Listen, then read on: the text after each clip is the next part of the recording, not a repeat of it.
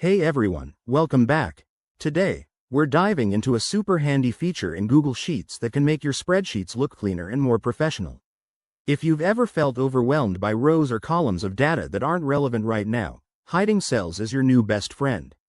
This is especially useful in 2025's updated interface, which keeps things intuitive and user-friendly. Let's jump right in. First things first, open up your Google Sheets document. Maybe you have a massive dataset, and you only need to focus on a few key parts. To hide cells, start by selecting the rows or columns you want to tuck away. For example, if it's a row, click on the row number on the left side.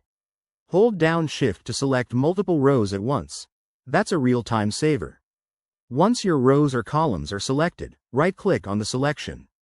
A menu will pop up, and you'll see options like Hide Row or Hide Column.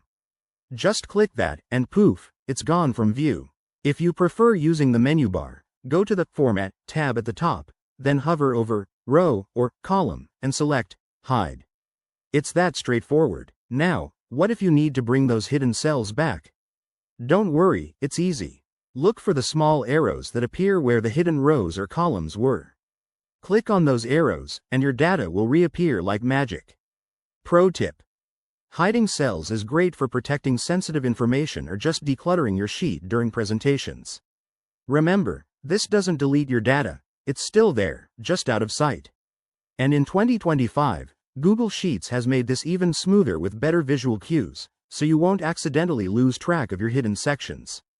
If you're working with shared sheets, be mindful that others might still see the hidden parts if they have edit access.